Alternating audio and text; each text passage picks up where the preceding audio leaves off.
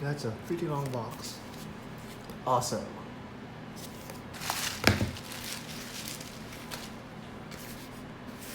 There's some extra pouch there. I think we should zoom out a little bit.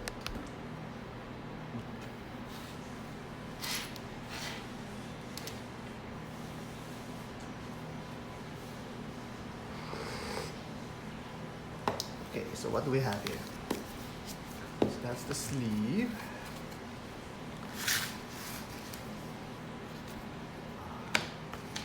Very nice presentation. Yeah. Here's the OSO card. Very nice. And there we are. Wow. That looks very, very clean. I didn't expect it to be that shiny. Look at that domed crystal. Very, very pleasing. There's some plastic there. Plastic. Very nice. Here we have the matching strap. Yeah, it comes with some tools. Very nice. Alright.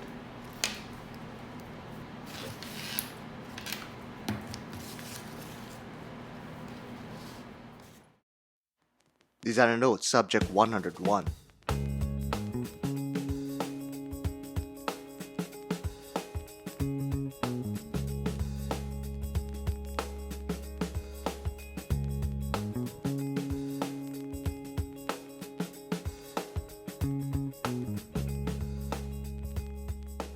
You don't need this channel to tell you that there's a whole market out there for vintage timepieces. You already know a thing or two about decades-old watches. But you're also here to check out affordable alternatives that could deliver the same impression. Well, let me save you the trouble and tell you that the OSO Orbit is one of them.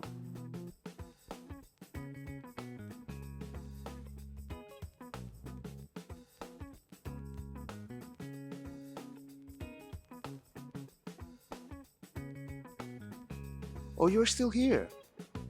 Let's talk about it then. Like, comment, and subscribe for content you'd like to see next. Follow us at Instagram at DesignAtelier for behind-the-scenes content. Email us at designatelierviewer@gmail.com. This video is brought to you by OSO. Let's have a quick rundown of the specs. The case is 40mm in diameter with a slim enough 12mm thickness. The lug-to-lug distance is a modest 46.5mm with a 20mm lug width. This has a domed sapphire crystal encased in 316L steel that's PVD coated in gold. This also has a 100-meter water resistance that houses a Seiko VK64 Meca-Quartz movement that has a 3 to 5 year battery lifespan. The case is surprisingly well finished with variations of brush and polished facets. The bezel is a very nicely polished ring with a very aggressive bevel. This creates a lovely streaking effect from its reflections. The case bevels are polished both on the top side and underside of the case. The case sides are also flat and thick, creating a more boxy appearance. The tonneau shape is very evocative of 70s style watches, down to the size at 40mm in diameter with 46.5mm of lug-to-lug distance. With these thick and stubby lugs, there is a clear, unmistakable vintage aesthetic. It also has a 20mm lug width, making this a little more versatile for our modern strap sizes. This marine-grade 316L steel case is also water resistant to 100 meters, so it should be safe against some splashes and quick dips. Just don't use the chronograph nor pull the crown underwater. There's also these mirror polish on the pushers, which of course will attract finger smudges. This is the price that you have to pay if you want to play with the chronograph, which, for the record, I don't mind anyway. I love the crown on this one. It's thick and easy to grip. It's also nicely signed, which is always super welcome. I especially like that the logo is also circular, extending the harmony of the crown and signature. The screw-down caseback is also nicely detailed with a reference to the solar system and the space race that was so popular in the 70s. This model is also called the Abyss and is a 316L steel case with a gold PVD coating. It's bright and elegant looking. This also gives a warm identity in contrast with typical steel chronographs. On my 6¼ inch wrist, it feels just right and comfortable. This gold coating is a strong punch of color in sharp comparison with a high contrast dial. That contrast is the big thing of the Abyss Orbit. The clear difference between the white dial and black subdials is the immediate pull of this watch. These affectionately called panda dials are often desired by watch enthusiasts, and there is no lack of desire to throw at this beautiful layout. Symmetry is also paramount and evident. Both the left and right sides are equally balanced. The logo complements the dial's top space with enough visual interest to offset the two-line text at the 6 o'clock position, along with that date window. Diverting our focus on that very favorite date window, you will notice that it also has an elegant polished frame. I love all the polished accents of this dial. It provides great dark legible markers on certain angles. But when reflecting light, it all shines through the glass. These markers also have some Swiss C3 superluminova application that most of us know glows brightly when fully charged. Over this dial is the sapphire crystal that is also another defining characteristic of this watch, that it emulates from iconic chronos before it. Every time you roll your wrist, you're treated to a gorgeous heavy distortion. It totally makes no practical sense, but you can't get your eyes off it. I'm enamored with this crystal while providing supreme scratch resistance. This dome crystal also gives the inner tension ring a little more depth. This is where all the tachymeter gradations are situated and contrasts appropriately against the white enamel dial. Yes, you heard it right. This is an enamel dial. This white dial rises a layer above the black subdials. These dials tends to have a unique milky sheen on it that's near impossible to replicate on metal surfaces. Enamel dials are also not totally flat, much like thick liquid surface coats give off an uneven, natural seam that is very much visible around the subdials. The color also has a certain vibrance that only enamel dials can deliver. Moving to its counter element, the subdials all have very crisp printing over them, with racing-inspired narrow numerals sprinkled all over the gradations. The left subdial here is a 60-minute counter for the chronograph, while the right subdial is a 24-hour indicator. Many dislike the lack of a running seconds hand, making for a dead watch, as some may put it eloquently. But for the rest of us on the other side of the fence, it's not such a big deal. There are other color accents to this dial.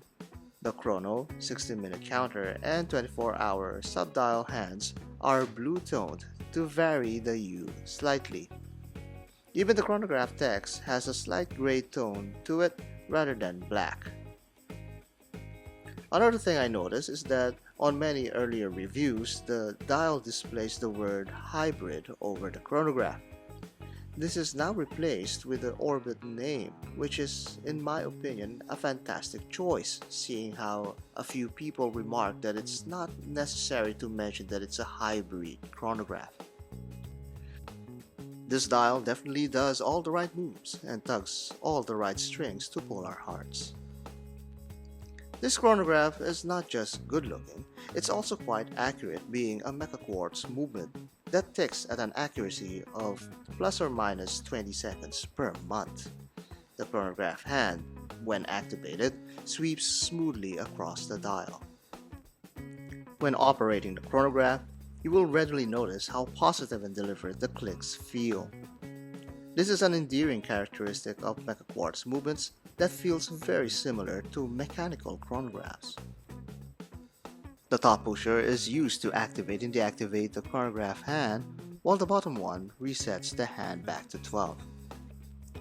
The date function is also very snappy.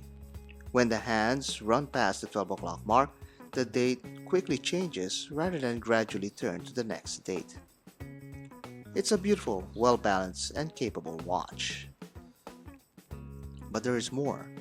The strap is also something that can add value to a timepiece, no matter what price point you're looking at. The strap that came with this Orbit is a black leather strap with matching gold PVD coated buckle. The buckle is the standard affair on this one, with a pretty plainly finished surface but signed with the brand logo. The quality on the strap is easily the lowest point of this watch, but the value is still present with its quick-release spring bars. This makes it easy to swap it for a more interesting strap like this NATO strap that came from the Orbit, also with a color palette matching the gold, white, black, and blue of the chronograph. Now it looks more sporty, motorsports themed than aerospace exploration.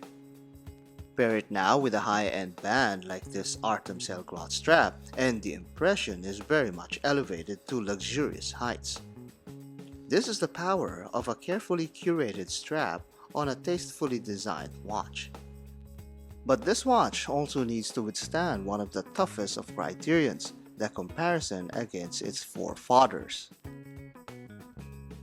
Side by side with the Seiko 6139, and you could easily see that both could have existed back in the time when our granddads were watching as man was put on the orbit.